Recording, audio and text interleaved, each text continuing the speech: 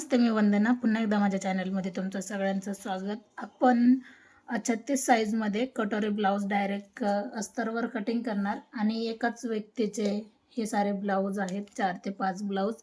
तर अगोदर आपण एक अस्तर कटिंग करणार आणि ते जे माप निघते तेच आपण बाकीच्या अस्तरवर ठेवून कटिंग करणार, म्हणजे कमी वेळात सोप्या पद्धतीने आपली कटिंग होऊन जाते. तर बघू शकतात, मी 1 मीटर अस्तर घेतलेलं आणि बाकीचे अस्तर 80 पॉईंट आहेत 36 साईजला. आता हे 1 मीटर का घेतलं, कारण आपल्याला याच्यामध्ये डबल कटोरी काढावी लागेल. अगोदर कटिंग करताना छोटी कटोरी नंतरची कटोरी वाढवायची असते, त्याला कपडा जास्त लागतो, म्हणून मग मी 1 मीटर अस्तर घेतलं. बाकीच्याला आपण 80 पॉईंट घेतले. तर मग आपण हेच कटिंग त्याच्यावर ठेवून आपण कट करू. तर सगळ्यात अगोदर आपण उंची घेऊ. उंची आहे कस्टमरची 13.5 इंच, तर 14.5 वर आपण एक मार्किंग टाकू. उंची तुम्ही जास्त कमी घेऊ शकता, असं काही नाही. मी 14.5 घेतली, शिवून 13.5 होती. जर तुम्हाला याच्यापेक्षा पण उंचीला जास्त लागत असेल तर तुम्ही खाली उंची वाढवू शकता. फक्त मग वरचे जे माप आहेत ते तुम्ही लक्षात ठेवायचे.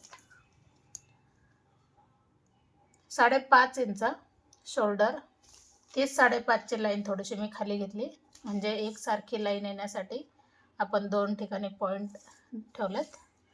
नंतर मग आपण 5.5 वर परत एकदा एक पॉईंट द्यायचा.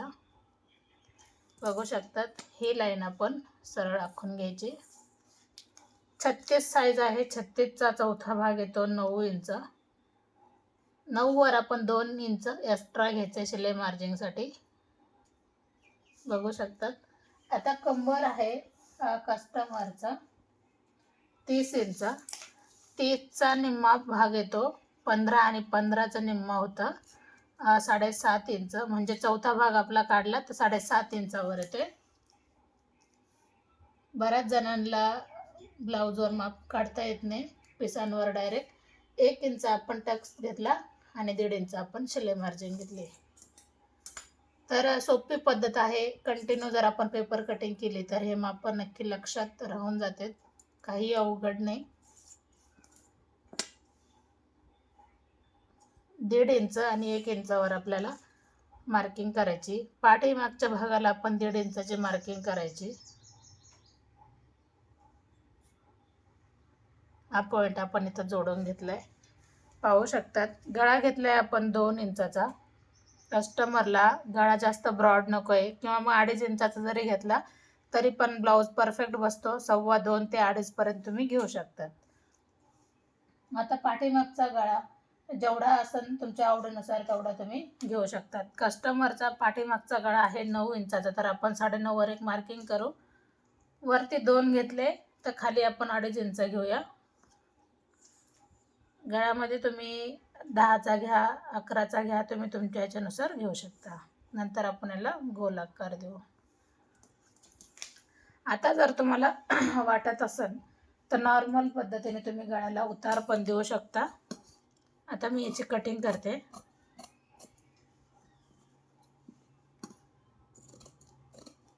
आता एकच हा जो कटिंग आहे ही आपण बाकीच्या ब्लाऊजवर एक सोबत कटिंग करू. 3 ते 4 ब्लाऊज आपले एक सोबत कटिंग होतील. कस्टमरचे 5 ब्लाऊज आहे. हा एक आपण कटिंग केल्याच्या नंतर खाली 4 ब्लाऊज राहतात आणि त्याच वेळामध्ये आपले 4 ब्लाऊज एक सोबत कटिंग होऊन जातील. तर अगोदर मी एक परफेक्ट अशी कटिंग करून घेते आणि नंतर मग ते 4 ब्लाऊज आपले एक सोबत कटिंग करू. थोडंसं प्रेस करायचं, म्हणजे जे अगोदर आपण मार्किंग केल्यात पाठीच्या भागाला त्या पूर्ण याच्यामध्ये येऊन जातील.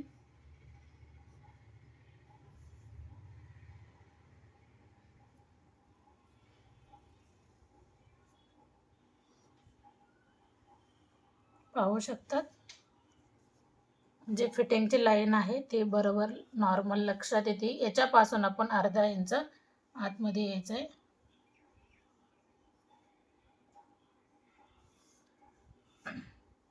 आता नंतर परत एकदा आपण शोल्डर चेक करू, 5.5 आहे की नाही. परफेक्ट 5.5 बसतंय.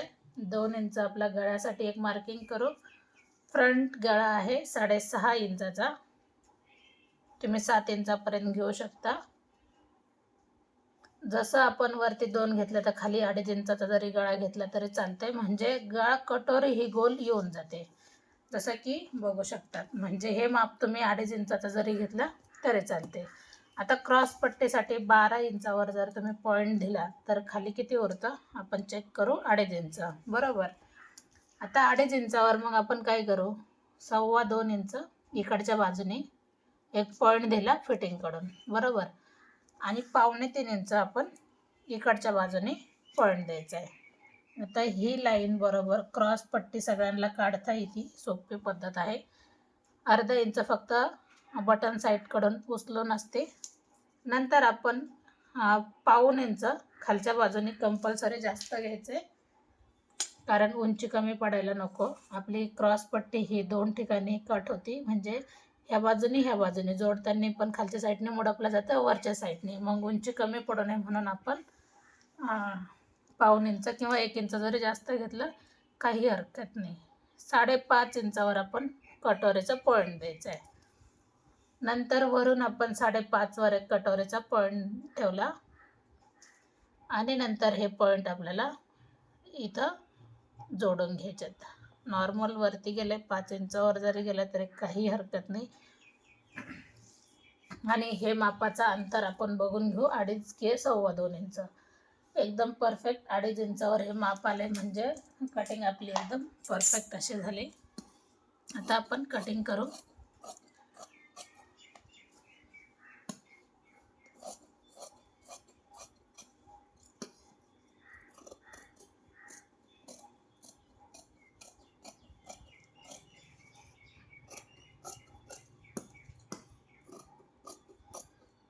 आता आपण आतमधला भाग कट करायचा आहे फ्रंटचा. आता आपण क्रॉस पट्टी कट करू. पहिली गोष्ट ही लाईन आपल्याला काढून टाकायची. क्रॉस पट्टीमध्ये आता काहीच वाढवायचं नाही. क्रॉस पट्टी एकदम परफेक्ट अशी झाली. 36 साईज मध्ये आपली ही कटिंग झाली. तुम्हाला कशी वाटली नक्कीच कमेंट करा. आता आपण कटोरी कशी वाढवायची लवकर बघू, कारण व्हिडिओ थोडासा मोठा होऊन जातो. त्याच्या अगोदर बाही कट करू, म्हणजे आपल्या लक्षात येते का कपडा किती उरतोय. तर बाही काढण्यासाठी आपल्याला कोणत्या मापाची गरज आहे हे तुम्ही लक्षात घ्या. बऱ्याच जणांना माझी पद्धत खूप सोपी वाटते, मी सोप्याच पद्धतीने सांगण्याचा प्रयत्न करते. सगळ्यांना थँक्यू. आता आपण बाही कट करताना हे माप आपलं अगोदर गरजेचं आहे. आपल्याला 9.5ची घडी लागते. आता 9.5ची घडी म्हटल्याच्या नंतर आपण 2 लेअरला जॉईंट द्यायचं आहे. 8 वर आपण एक पॉईंट दिला, आणि 1.5 इंच आपल्याला अजून जास्त लागते. आपण परत एकदा घडी थोडीशी म्हणजे आपण चेक करून घेऊ 9.5 पुरती बरोबर. 8 इंचावर आपण एक पॉईंट दिला, आपल्याला जॉईंट द्यायचा आहे, लक्षात घ्या. आणि हे उरलेलं 1.5 इंच, ही लाईन धरू नका, ही लाईन धरा. 8 इंचाची परत एकदा दाखवते, आणि एक्स्ट्रा आपण घेतले ते 1.5 इंच. बाही आहे 6 इंचाची, तर आपण 7 इंचावर एक मार्किंग करायची. आणि दंड घेर आहे कस्टमरचा 5.5 इंच, त्याच्यामध्ये आपण 1.5 ते 2 इंच लुजिंगसाठी ठेवू शकतो. आता ही जी 7 इंचाची आहे तिथं आपण एक लाईन आखून घेतली. नंतर आपण 2.5 ते 2.25 इंच खाली जरी आलं तरी काही हरकत नाही, आणि नंतर आपल्याला असं आकार देऊन घ्यायचा. ही फिटिंगची लाईन इथं आणि ही इथं. किती सोपी पद्धत आहे बघू शकतात. हर एक व्हिडिओमध्ये मी तुम्हाला सांगितलंय, मी माझे सगळं काम कस्टमरच्या कामावरच दाखवते, वैयक्तिक माझे कोणतेच कामं नाही आहे जास्त. पाहू शकता ती बाही झाली. आता आपल्याला फक्त 2 लेअरला जॉईंट द्यायचं, आणि ह्या बाहीच्या बरोबर आपल्याला करून घ्यायचे. एकदम सोपी पद्धत. आता आपण उरलेल्या कपड्यामध्ये आपण इझीमध्ये कटोरी काढू शकतो. तर मग मी अशा पद्धतीने कटोरीसाठी कपडा फोल्ड करते, म्हणजे आपली कटोरी ही परफेक्ट अशी निघून येईल.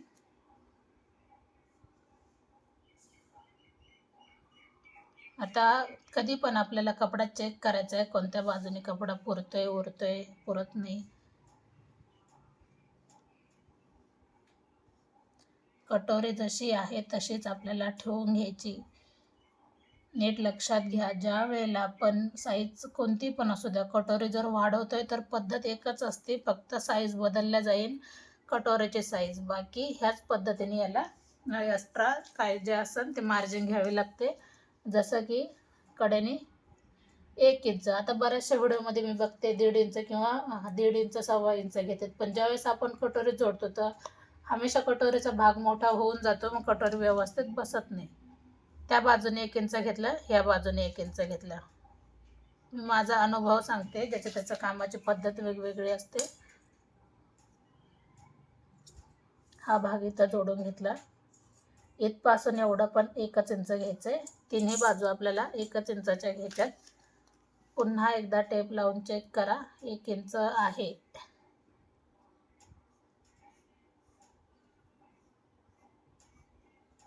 आणि ही बाजू याला जोडून घ्यायची आहे का नाही. सोपी पद्धत नक्कीच कमेंट करून सांगा. आणि 1.5 इंचाचा आपल्याला टक्स घ्यायचा आहे. 1.5 इंच ह्या बाजूनी आणि 1.5 इंच ह्या बाजूनी. वरती तुम्हाला टक्स तुम्ही तुमच्या आवडीनुसार घेऊ शकता. अशा पद्धतीने हा कटोरी ब्लाऊज परफेक्ट असं तयार झाला आहे. तर कशी वाटली माझी पद्धत नक्की कमेंट करून सांगा.